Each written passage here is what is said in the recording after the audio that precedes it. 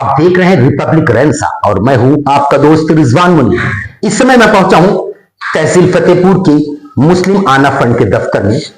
मैं आपको बताना चाहूंगा, मुस्लिम आना फंड काफी पहले फतेहपुर के जो लोग थे पुराने, जो इस दुनिया में नहीं है, उनके दिलों में नया ख्यालात आए और उन्हें इसकी तामीर की। इसका मकसद था कि जो फतेहपुर के ऐसे लोग हैं जिन्हें मदद की जरूरत है, उन्हें इस इदारे से तमाम तरह की मदद मिलती रहे। फतेहपुर के तमाम ऐसे लोग जो जिनके लिए मुमकिन था, उन्हें बहुत बड़ी बड़ी प्रॉपर्टीज यहां पर वक्फ कर दी और जिसके जरिए आज तक उस सिलसिला बसूस जारी है।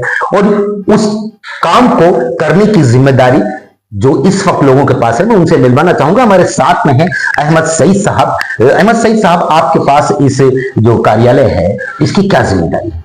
मैं यहाँ अंजुमन मुस्लिम आना फंड का सेक्रेटरी हूँ और अभी 1 साल हमें हुआ है। और अंजुमन मुस्लिम आना फंड के ज़ेर एहतमाम जो फतेहपुर के तमाम औकाफ हैं, वो चाहे मसाजिद हों या मदारिस हों या उनकी आराजी हों या दुकानात वगैरह हों, तो उनकी देखभाल करना, उनकी सुरक्षा करना। अहमद सईद साहब, मैं जानना चाहूंगा कि इससे पहले जो इसका सिस्टम चलता था, वो कुछ एंशिएंट टाइप के जो दस्तावेज होते थे, यानी पेपर वर्क होता था, और आप मॉडर्न एजुकेशन से भी ताल्लुक रखते हैं और बहुत ही नई टेक्नोलॉजीज भी आपको आती हैं, तो क्या कुछ चीजें आपने इसमें इंप्लीमेंट की जिससे और आसानियां हो सके? जी, काफ़ी आसानियां हो गई। पहले सब जो ऑफलाइन ही सारा काम होता था, रजिस्टर्स वगैरह जो औकाफ के हैं अलग अलग बने हैं, और अब कंप्यूटर के ज़रिए तमाम सारा काम होता है।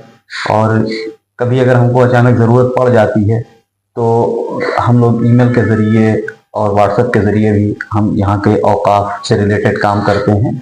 और मतलब टेक्नोलॉजी ने आपके काम को आसान कर दिया। हमारे साथ में हैं इस इदारे के दूसरे और अहम जिम्मेदार एडवोकेट मोहम्मद असलम साहब।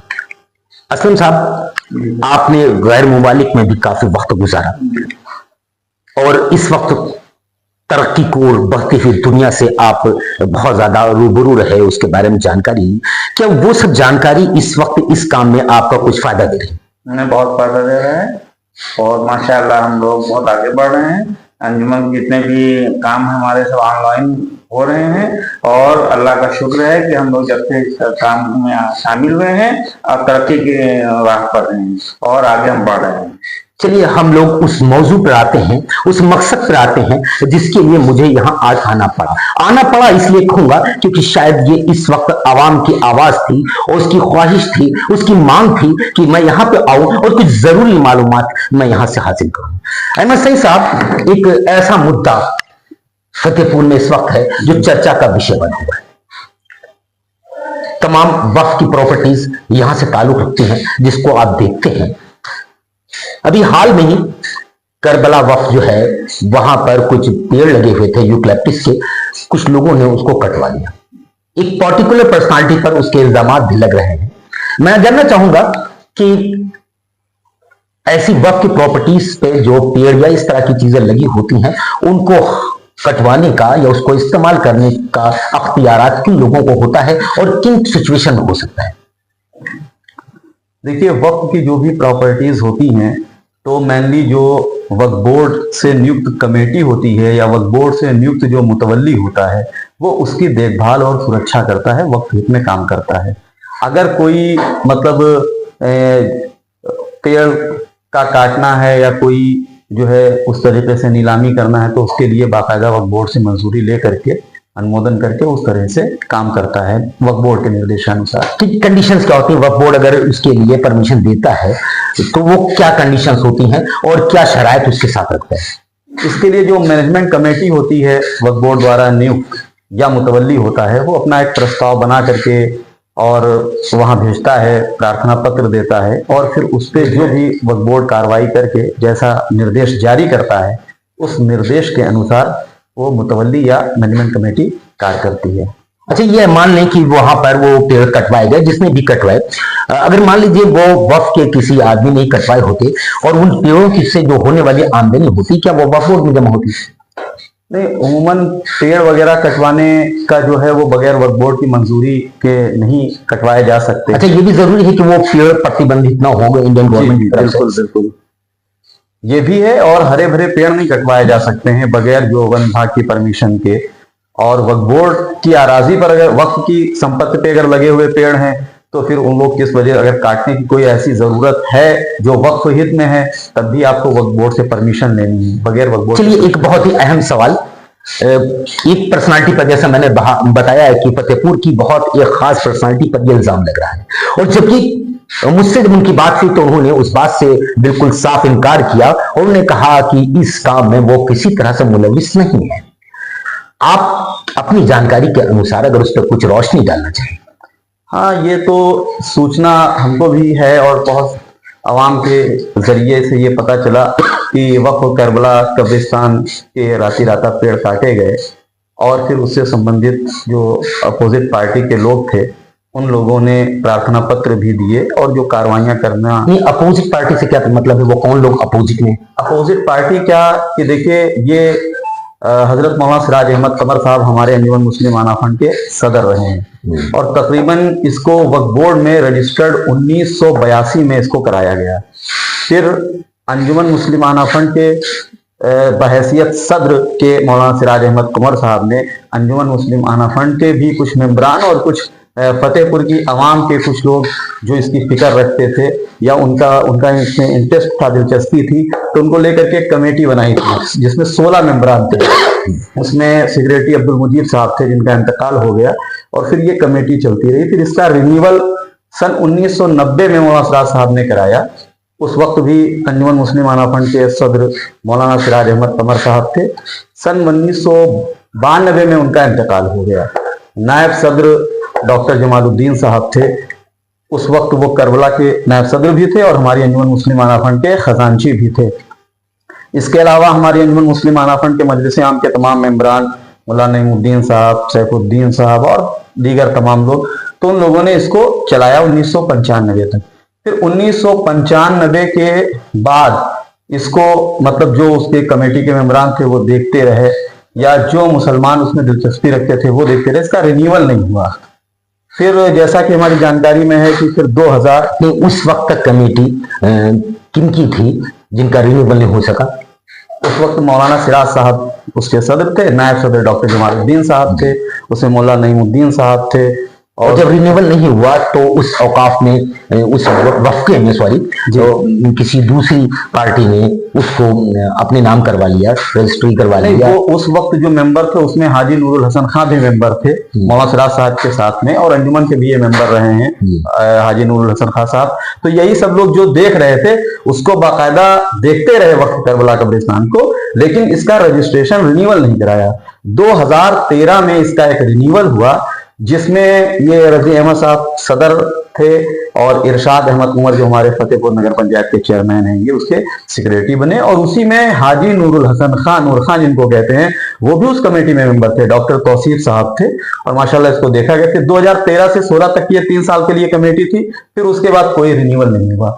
फिर ये 2023 में रिन्यूअल हुआ, उसमें हाजी नूर खान साहब ने सदर की हैसियत से रिन्यूअल कराया था। वो उनके बारे में आया कि वो सजा उसको क्या आप रिन्यूअल कह सकते हैं या नई कमेटी दाखिल करके उसको रजिस्टर करना कह सकते हैं? रिन्यूअल तो होता है जो पहले चल रहा हो उसको रिन्यू किया जाए। तो ये नई कमेटी बनी, तो रिन्यूअल कहना शायद मेरे हिसाब से दुरुस्त नहीं होगा। हाँ, वकील साहब, मैं वकील साहब से बात करना चाहूंगा। वकील साहब, आप बीइंग अ लॉयर और एक वकील की हैसियत से और एक वक्फ के एक जिम्मेदार वक्फ इंसान के तरह से अगर एक जवाब देना चाहें, वक्फ की जो तमाम जमीनें हैं जिन्हें लोगों को दी गई हैं वो किसी कंडीशन में दी जाती हो, जो उसमें मान लो फार्मिंग लैंड है, उस पे वो जो फार्मिंग कर रहे हैं उसकी फसल पर उनका अख्तियारात होते हैं, वो उसको काट सकते हैं और अपने हिसाब से यूज कर सकते हैं। यूकलिप्टस के पेड़ जो होते हैं वो फसल की श्रेणी में ही आते हैं, आम, शीशम एक्सेट्रा ये नहीं आते, लेकिन ये आते हैं। मतलब वो जिसके पास में है वो उसको अपनी मर्जी से काट सकता है या नहीं? आप कानून की नजर से क्या बनता है? कानून की नजर से तो नहीं काट सकता क्योंकि अगेंस्ट लॉ है। नहीं, अगर फसल ले सकता है, अगेंस्ट वक्फ लॉ भी है, अगेंस्ट फॉरेस्ट लॉ भी है। वकील साहब, विदाउट परमिशन कोई काम नहीं किया जा सकता जब तक हमारा वक्त परमिशन देगा कि भाई, और उसमें एक वो देखना पड़ेगा कि कहाँ ये इस्तेमाल होगा, किस पर्पज से ये काटे जाएंगे, इनका पैसा कहाँ लगाया जाएगा, उस पर वो परमिशन देगा, अगर देता है तो उसके बाद फिर वन विभाग से परमिशन लेनी पड़ेगी। अगर एग्जेम्प्टेड है तो फिर संबंधित अधिकारी इसको देखेगा, हमारा एसडीएम वगैरह जो है वो भी देखेंगे कि कैसे इसको आगे हम मतलब इजाजत दें कि इसे काटा जाए। देखिए, बहुत ही साफ अल्फाजों में वकील साहब ने बताया कि किसी भी कंडीशन में बिना परमिशन के उन पेड़ों को कटाना गलत था, कानूनन भी गलत था, और जो वक्फ बोर्ड है उसके नियमों को भी ये उनके नियमों के अनुसार भी गलत था। तो हम फिर से एक बार अहमद सईद के पास आते हैं। अहमद सईद जी, आपसे बात हो रही थी कि जिन लोगों ने कटवाया वो अपनी बात से मुकर रहे हैं जी। तो इस पे आप क्या रोशनी डालेंगे? अब जिन लोगों ने कटवाया है, अगर वो अपने उससे इनकार कर रहे हैं तो चूंकि अब संबंधित अधिकारियों को प्रार्थना पत्र दिए जा चुके हैं, वो अपना जांच करके खुद ही जो सबसे पहले हम अपनी बात और आपकी बात को दुरुस्त करें। हम अगर ये कहते हैं कि जिन लोगों ने कटवाया, इसका मतलब हम ये दावा कर रहे हैं या आप ये दावा कर रहे हैं कि जो इल्जाम लग रहे हैं वो सही है, जबकि न मैं इस बात का दावा कर रहा हूं और शायद अहमद सईद भी इस बात का दावा नहीं। जिन लोगों ने भी कटवाए, जिन लोगों पर इल्जाम लग रहे हैं, जी, जिन लोगों पर इल्जाम लग रहे हैं, तो उसके लिए जांच चल रही है, एप्लीकेशंस दिए गए हैं, और जो पेड़ कटे हुए हैं वो कानूनगो साहब, लेखपाल साहब ने अपनी कस्टडी में लेकर के उनको वही रखा। वक्फ बोर्ड उन पर किस तरह की और कब तक कार्रवाई कर सकती है?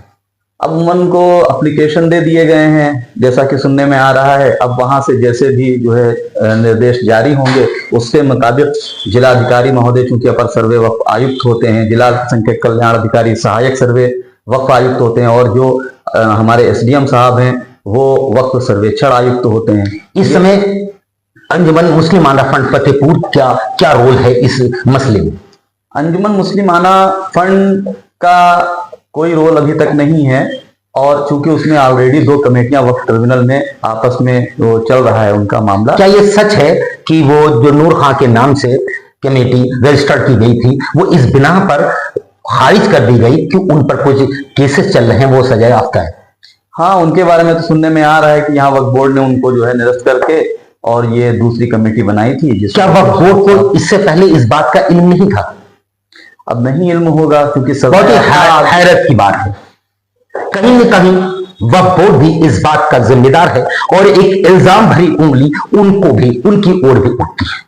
क्या वजह है इस लापरवाही की? ये अंजुमन मुस्लिम आना फंड के जिम्मेदार लोगों ने हमें बहुत ही महत्वपूर्ण बातें बताई, और मैं उम्मीद करता हूं कि इन लोगों की कोशिश कि जो मुस्लिम आना फंड का मकसद है गरीब मुस्लिम लोगों की मदद करना, यतीमों की मदद करना, बेवाओं की मदद करना, मसाजिदों की ठीक से देखभाल करना, उनमें जो अहम जरूरतें हैं उनको पूरी करना, ये काम बदस्तूर चलता रहेगा।